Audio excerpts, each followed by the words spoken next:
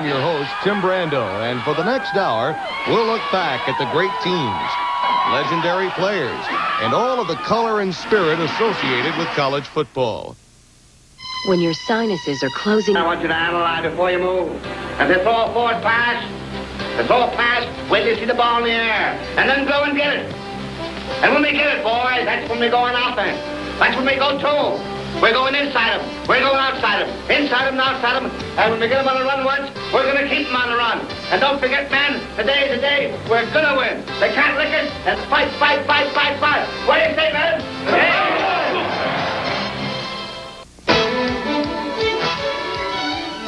For more than 100 years, runners have been the headline makers of college football.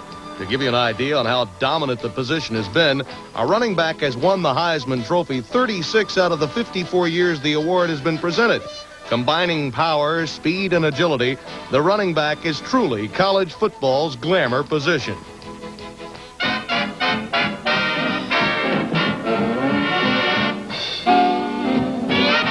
At the turn of the 20th century, the Michigan Wolverines scored a point a minute as Willie Heston ran for 93 touchdowns. In 1912, Carlisle Indian School, a tiny institution, about 250 students, featured one of college football's greatest players. His name, Jim Thorpe. The date was October 18th, 1924. Red Grange, number 77 with the blue jersey and the orange numerals, scored 24 points in the first 12 minutes versus Michigan. Known as the Galloping Ghost, Grange became a three-time All-American at Illinois, rushing for over 4,000 yards and scoring 31 touchdowns.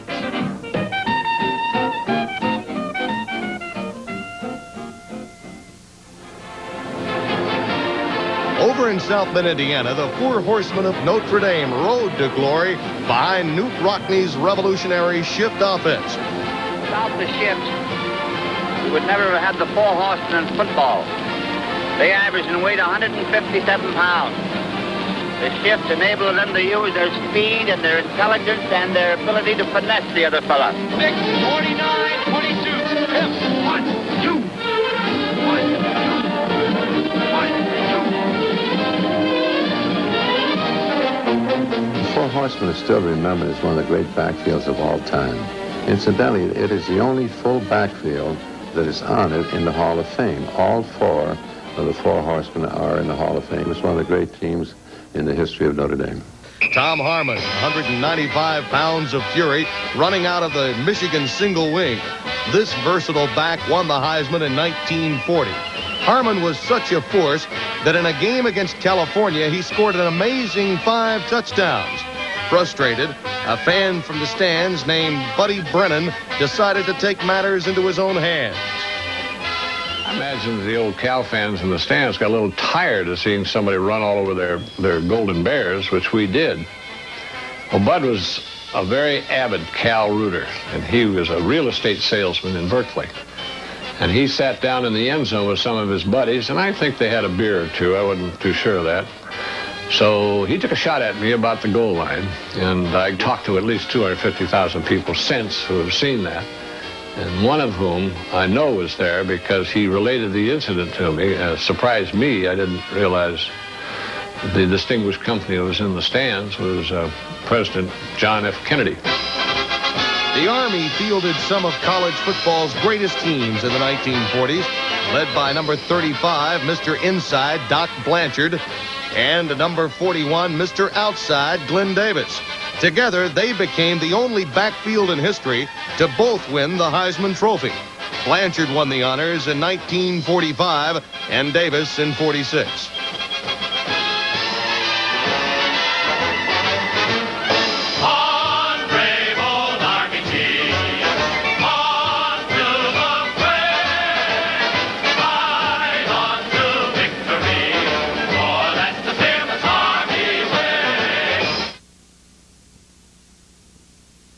Blazed across the fields of Texas, SMU superstar Doak Walker ran away with the Heisman in 1948.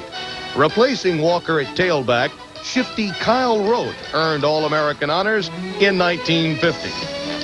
2,100 miles west in Seattle, powerful Hugh McElhaney shattered all the Washington Husky rushing records.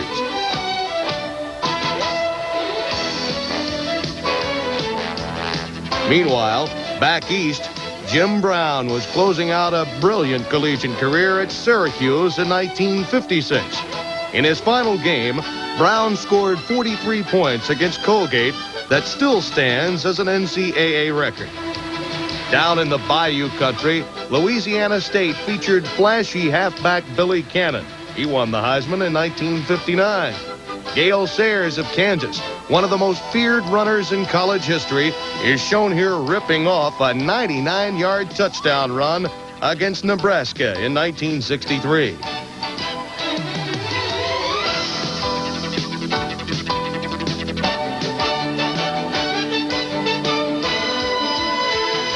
O.J. Simpson, Southern California, Heisman winner in 1968. College football had never seen a player who could dominate a game quite like O.J. Simpson. I just felt physically I can whip any guy on the field. You know, you're aware of the audience, but you're also oblivious of them. It's just those guys I can see. I can almost tell you what all the guys are thinking, you know, and I'm in their helmet, you know, and I can see it all, and it's a great, great feeling. The only player to win the Heisman Trophy twice was a running back named Archie Griffin. In 4 years at Ohio State, Griffin set the NCAA career rushing record, gaining over 5,100 yards.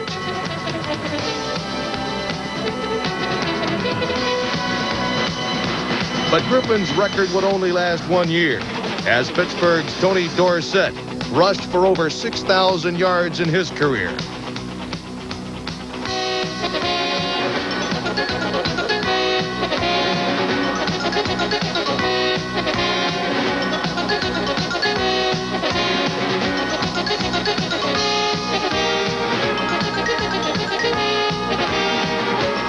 The smooth-gliding Dorsett led the Panthers to a national championship in 1976.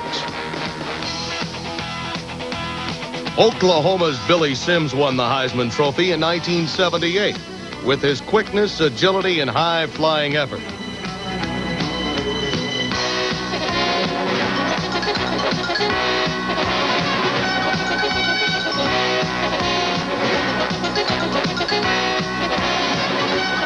South Carolina featured the punishing running style of number 38, George Rogers.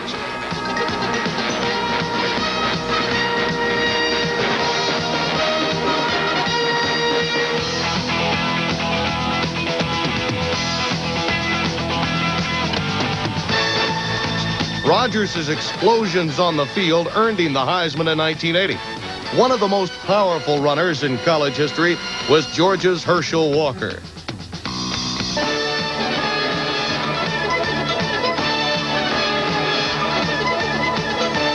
Walker ran away from the field in 1982 as college football's best player. Auburn's Bo Jackson combined all the elements of a great running back: bruising power and breakaway speed. And in 1988, the cream of the crop was the humble running back from Wichita, Kansas, Oklahoma State's Barry Sanders, who shattered the NCAA book on rushing while galloping his way to an overwhelming selection as the winner of the 1988 Heisman Trophy. For over 100 years, the running back has dashed across the gridirons of America, thrilling fans and leaving behind their lasting imprint on the history of college football. The last play of the ball game. Time has run out as Doug Flutie scrambles around looking for a man downfield. He throws the ball. He's got it. Touchdown, Boston College. I don't believe it. They win the game.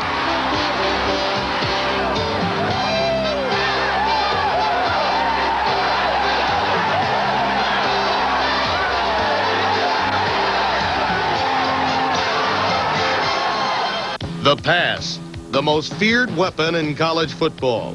In 1906, the forward pass was legalized.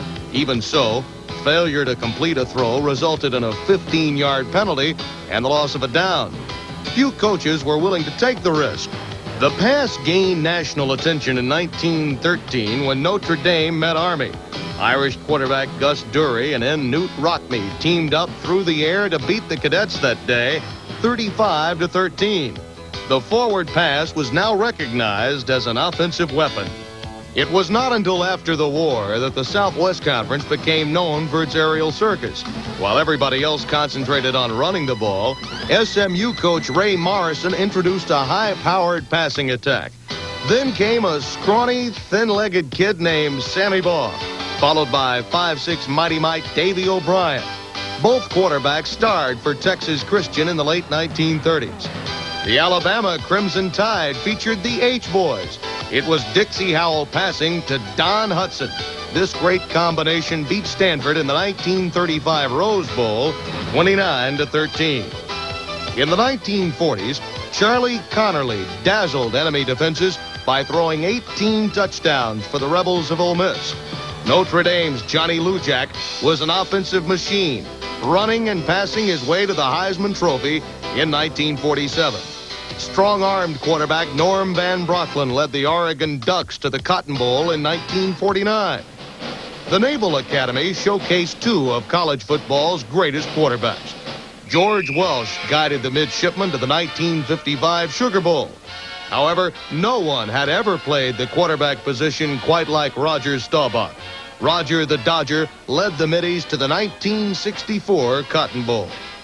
Staubach basically had average players and took a team and went, 9-2, and that's unbelievable. And superb player. And of course, we know what he did in the pros, but he's one of the greatest college players. And his '63 season, I doubt if very few players had greater seasons, and Staubach did that year. He had such great scrambling ability, had a tremendous arm, highly competitive, intelligent, all those things. He's just one of the best, obviously, the best football players that I ever saw. We had a great football team, pretty well dominated. We beat Michigan. Last time Navy beat Notre Dame, and we were on a roll, and we went on to the Cotton Bowl and lost a tough game in the Cotton Bowl to Texas. We were upset, squeaker, 28-6. We got beat. We got all my friends here. Now I'm a Texan now, living in Dallas, and I talked to a couple 100,000 people who were personally at that game. Cotton Bowl only seats 75,000, so I am tired of hearing about that game. But we lost in the Cotton Bowl. We had a great season and beat Army. In the mid-1960s, Jerry Rome of Tulsa set many NCAA records, throwing to two outstanding receivers, Howard Twilley and Neil Sweeney. Gary Beban of UCLA passed his way to a Heisman Trophy in 1967. Alabama produced two superb passers in the Snake, Kenny Stabler and Joe Namath, who threw for more than 2,700 yards and 25 touchdowns in his college career. The 1970s featured Stanford's Heisman winner Jim Plunkett and Auburn's Pat Sullivan. Sullivan was voted the nation's top player in 1971. One of college football's most exciting quarterbacks was Mississippi's Archie Manning. Manning led Ole Miss to a Cotton Bowl victory in 1970 over Arkansas.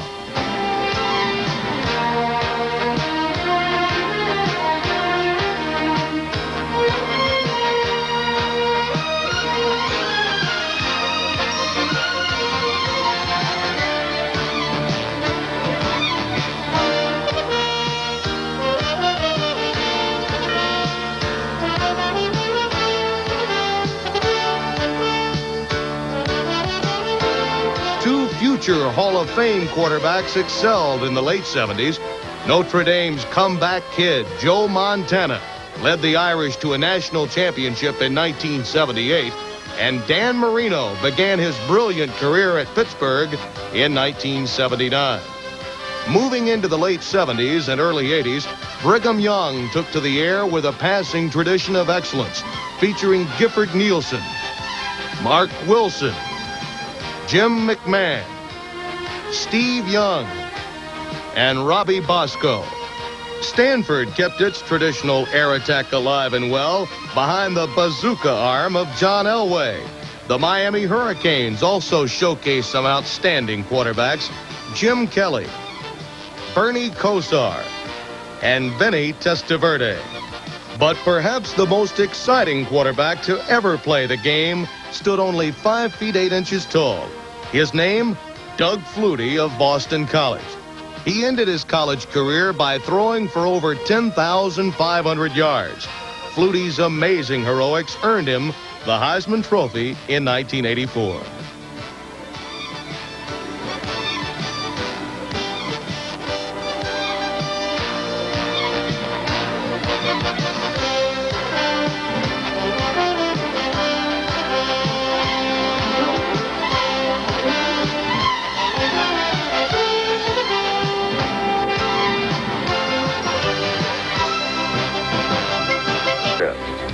We got class, we're going to find it out. We got class, and I know we got it. And what we got to do?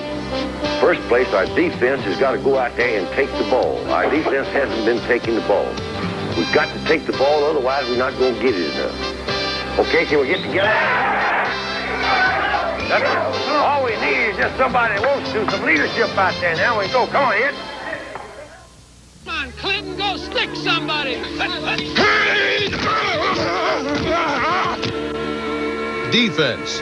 To play it right, there's a simple rule taught by every college coach. It's better to give than receive.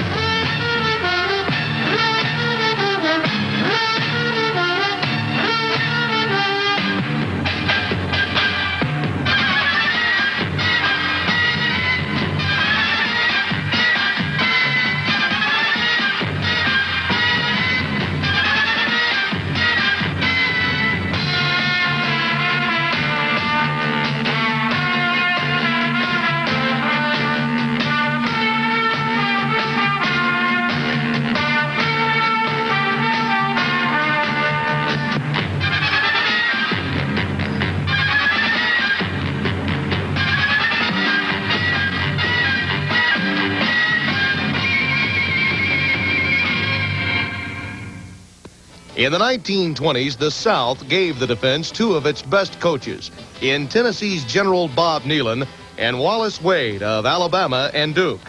When Bernie Bierman came to Minnesota in the mid-1930s, defense paced the Gophers to 6 Big Ten titles in 10 years, including 5 national championships. The 1940s found Chuck Bednarik playing both ways at Penn, but his favorite pastime appeared to be nailing the quarterback. The first Outland Trophy honoring the outstanding interior lineman of the year went to Notre Dame's George Connor in 1946. Dick Modzelewski of Maryland was a true force against the run as he won the Outland Trophy in 1952. In 1957, Iowa's Alex Karras was an awesome tower of power as he dominated the line of scrimmage.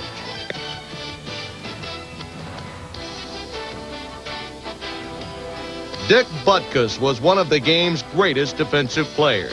He was such a force as a linebacker at Illinois that he finished 3rd in the Heisman balloting in 1964.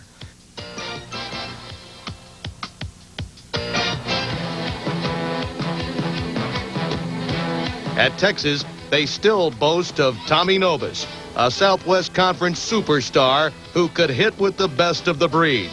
Alabama's Leroy Jordan was so awesome at linebacker that in the 1964 Orange Bowl versus Oklahoma, he recorded an amazing 31 tackles.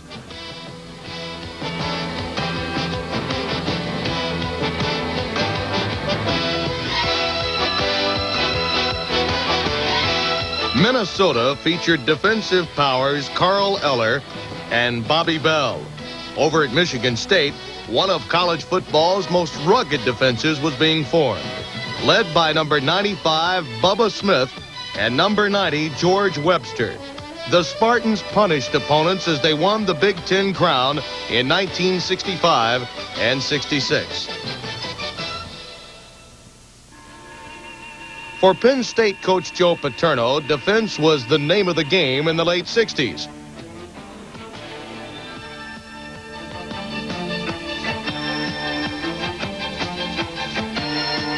Penn State became known as Linebacker U, with such stars as number 68 Mike Reed, Denny Ancott, Jack Ham, Randy Crowder, and Matt Millen.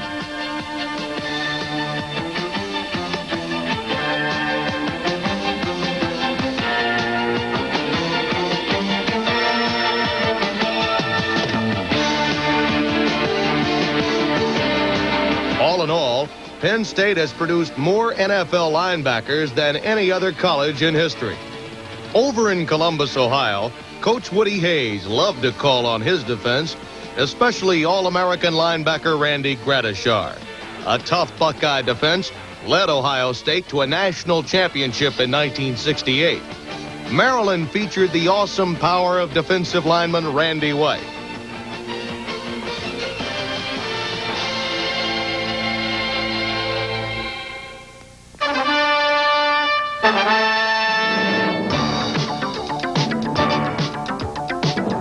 The first family of college football defenses were the ferocious Selman brothers of Oklahoma. Dewey, Lucius, and Leroy played the game with reckless abandon. Leroy Selman, we hadn't blocked him yet. Didn't even try. The last time we played against him, we totally ran away from him, or we ran options where we read him, running the fullback inside, and it was the read offense. But we never tried to block him one-on-one. Notre Dame's Ross Browner was considered college football's top defensive player in 1976 and 77, winning the Outland and Lombardi Awards, respectively. Pitt Panther fans will never forget the outstanding play of All-America Hugh Green. Green was so dominant that he finished second in the Heisman balloting to George Rogers.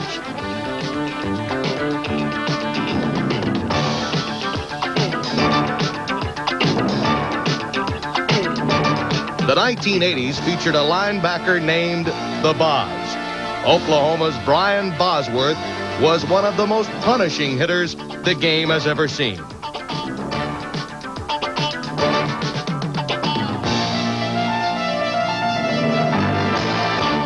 What do men really want for Christmas? That score big with music and action. Right now, you can get in football that's very difficult to teach at home, in the church, or in the classroom. Yet we know that you better know how to work someday. That if they only learn one thing in football, and that's to sacrifice, well, I think it's worthwhile. Because someday they're going to have to sacrifice. Our football is out-quick them, out-hit them, and the little things. The little things. The words and wisdom of Coach Bryant, the man who became a living legend with the Alabama Crimson Tide. The number one football team in the world, Coach Bryant! The Bears' popularity in Alabama was so great, there was even talk of his running for governor. But what Coach Bryant loved most was Alabama football. Bear Bryant started his successful coaching career at Maryland, then Kentucky and Texas A&M. But it was his Alabama teams that brought him national championships. 6 of them. He also coached such high-spirited stars as Joe Namath. In 1964, Namath's passes usually ended up in the hands of All-American Ray Perkins. Next came quarterback Kenny Stabler. But what I really think is a release with okay, pass it to go on each side. They come back with a release. Stabler looking. Stabler throws. Complete to touchdown. But the greatness of Paul Bear Bryant wasn't that he coached football, he coached people. And as former player George Blando once said of the Bear, this must be what God looks like. Keep your heads up. Act like a champion. His record was 126, 24, and 4, and 3 national championships. Through 153 games, our record was 125, 24, 4, 2 national.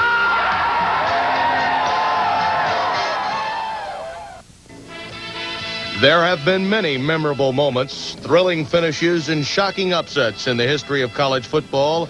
Here's a look back at some unforgettable games. Army versus Notre Dame, 1946. Many experts have called this the game of the century.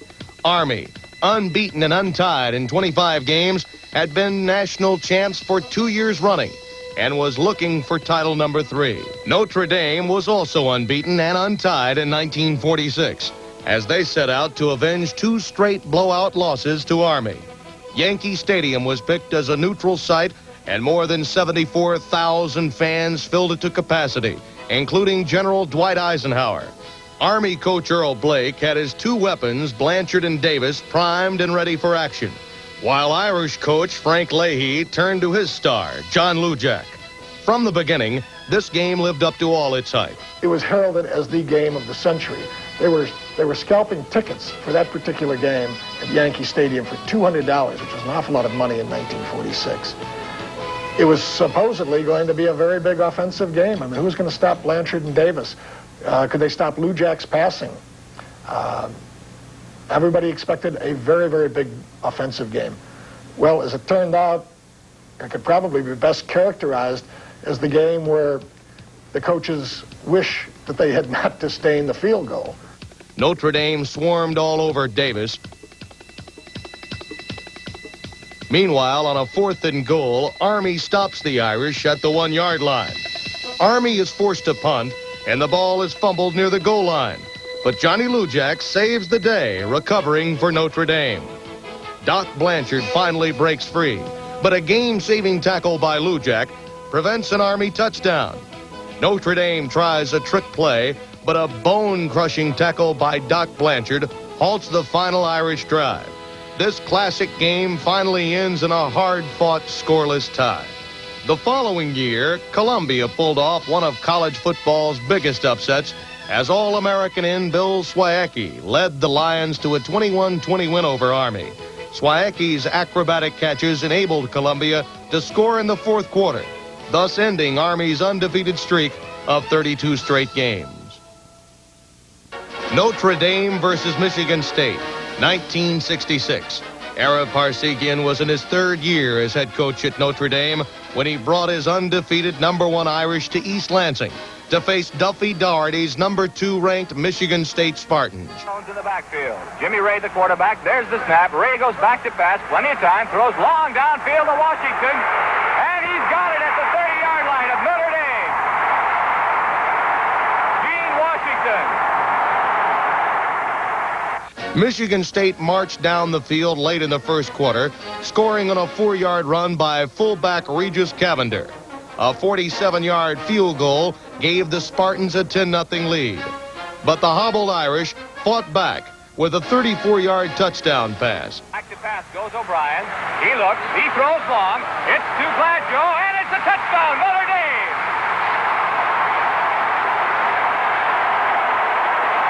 34 yards on the play from Coley O'Brien to Bob Gladjo. And Tom Regner has a bear hug on Gladjo for this field goal attempt at the 18-yard line. O'Brien will hold. Ball is snapped, it's spotted, it's up in the air. And it's good! And we have a brand new football game here at Spartan Stadium. The score was tied 10-10. With a little more than a minute to play as the Irish had the ball on their own 30-yard line, fearing a turnover, Coach Parseghian chose to run out the clock. At the end of the year, Notre Dame was awarded their first national championship since 1949, while Michigan State had to settle for 2nd place. Nebraska versus Oklahoma, 1971. Millions of football fans rescheduled their Thanksgiving dinners so they could witness a battle of the unbeatens. #1 Nebraska was led by quarterback Jerry Taggy and future Heisman winner Johnny Rodgers. Number 2, Oklahoma, relied on the dazzling running of their superstar Greg Pruitt. The game started out with a bang as Johnny Rodgers took an Oklahoma punt at his 28-yard line and stunned the partisan Sooner crowd with an electrifying 72-yard touchdown run.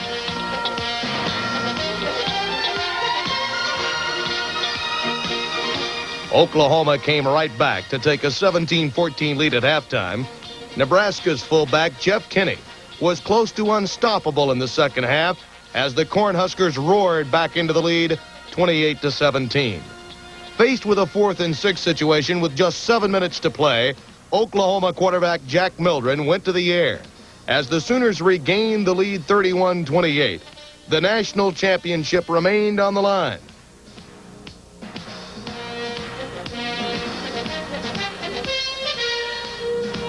Nebraska drove 74 yards for the winning touchdown and a 35-31 victory.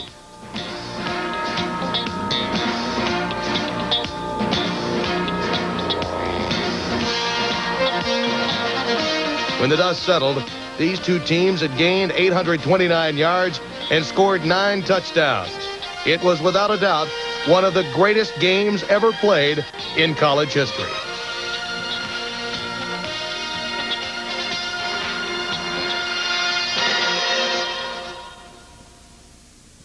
The thing that impressed me most about USC is the fact that they have the ability to put that ball across the goal line with apparently very little effort. Good passing, pretty good running, and an excellent kicking game, and a better than average defensive game. So we know that we're going to have a tough ball game, but we've played a lot of tough ones this year, and actually we're going out there to play what we hope will be our best ball game. I assure you, Harry, that we're not taking them lightly in any way.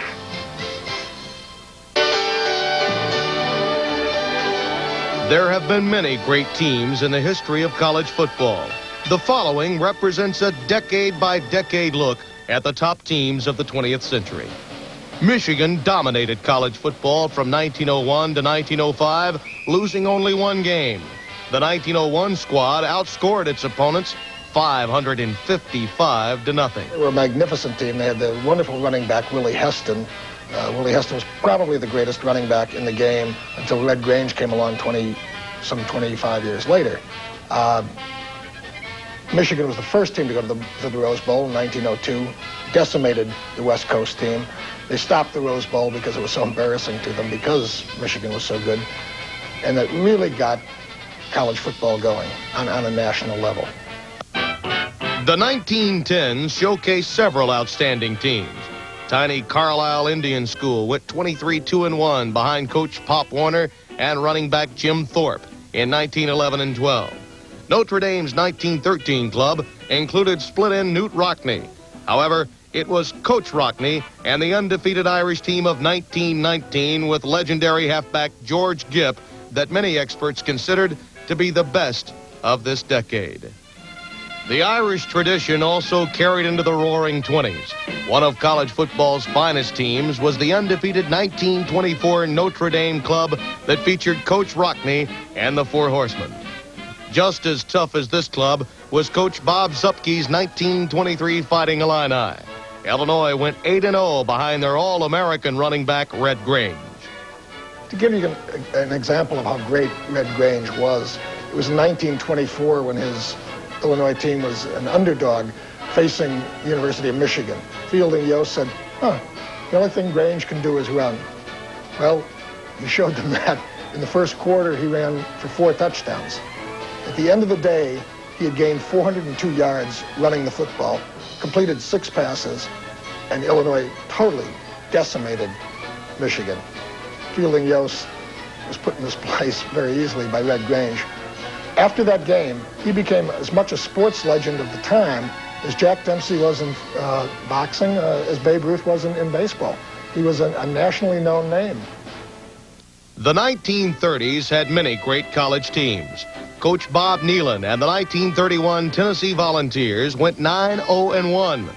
The 1934 Alabama team was led by the H-Boys, Howell to Hudson, and they also had a skinny end named Bear Bryant. Coach Bernie Bierman led Minnesota in 1935 to an 8-0 record with Bud Wilkinson at quarterback. The 1930s will also be remembered for the classic duels between Pittsburgh and Fordham. The 1940s was really a two-team decade. From 1944 to 46, the Army was unstoppable and undefeated, suffering only one tie. Coach Earl Blake had plenty of weapons with Doc Blanchard and Glenn Davis. The national crown was passed over to Coach Frank Leahy and Notre Dame in 1946 and 47, with names like Lou Jack, Brennan, Connor, and Leon Hart. The Irish went 4 consecutive years without losing a single game. Notre Dame of 1947. Over 40 players eventually played in pro football. Now, that isn't a way to judge a team, but when you have that many players, you can't ignore it. Leon Hart, Johnny Lujack, just tremendous players. Of course, everybody on that team was probably 22 or 23. Not everybody, but a lot of the players. They just had defeated the Germans and the Japanese, so defeating Illinois and Purdue and teams like that, that was easy for that team. The Oklahoma Sooners dominated college football in the mid-1950s. From 53 to 57, Coach Bud Wilkinson's teams won 47 straight games. No other college team has ever come close. Our players knew they were going to win, and fortunately, the opposition sort of felt that way too. We felt that if we could keep it close and then get into the fourth quarter, we could probably win. They were a magnificent dynasty. There was no team, single team, that could match the University of Oklahoma in the 50s. The 1960s saw the Texas Longhorns capture the national crown in 63 and 69 behind the power of their wishbone offense. Southern California's 1967 team finished 10-1 behind Coach John McKay and superstar O.J. Simpson. There's a certain cockiness at SC. I don't know, they call it this, they were snobs in a way, but we have a cheer to me that to me was indicative of what we were all about when I was there, and that is, it's an attitude that went with we are SC, you know. That attitude I can't describe. I guess you have to be a part of the university to totally understand it. And we would get that. Used to be normally that would come late in the game, you know, when the game was on the line and we had a march going, and we would hear "We are SC," and it was like, hey, wait a minute. No matter what's going to happen, we're SC now. Some experts believe Woody Hayes' 1968 Ohio State team with quarterback Rex Kern to be one of the all-time great clubs. The Buckeyes won the national title, finishing 10-0 as they defeated USC in the Rose Bowl. The 1970s showcased several outstanding teams. In 1971, Nebraska became the first school in college football history to win 13 games in a season. This talented Cornhusker team was led by quarterback Jerry Taggy and flanker Johnny Rogers as they demolished Alabama in the Orange Bowl, 38-6, to win the national championship.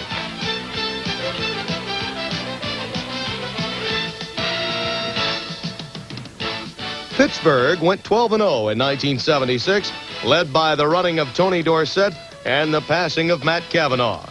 The Panthers won the national title by blowing out Georgia in the Sugar Bowl, 27-3.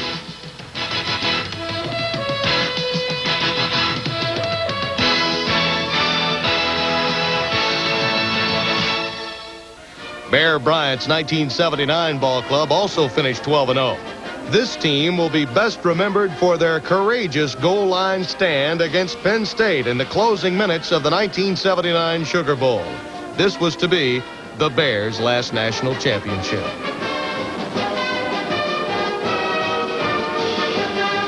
As for the 1980s, well, the jury is still out.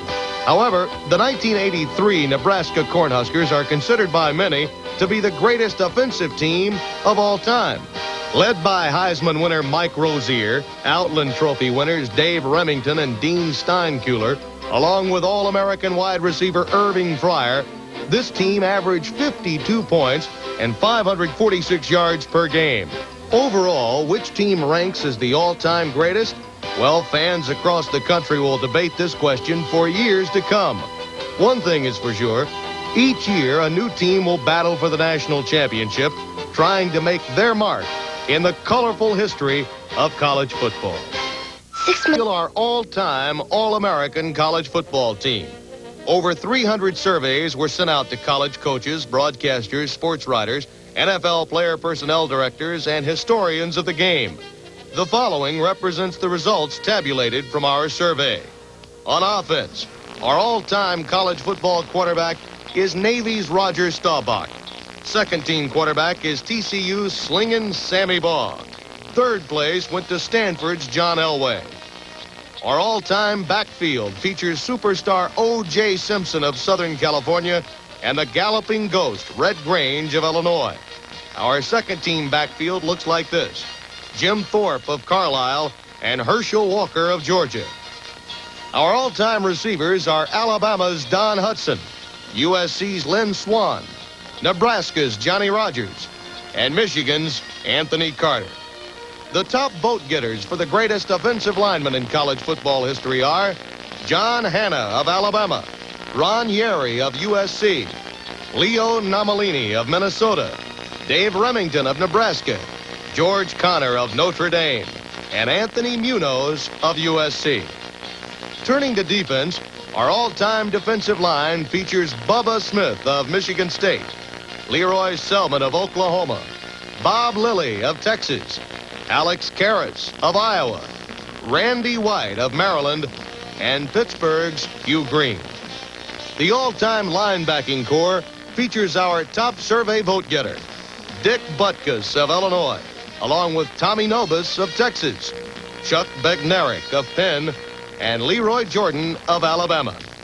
The most outstanding defensive backs are Kenny Easley of UCLA, Jack Tatum of Ohio State, Ronnie Lott of USC, and Mel Renfro of Oregon.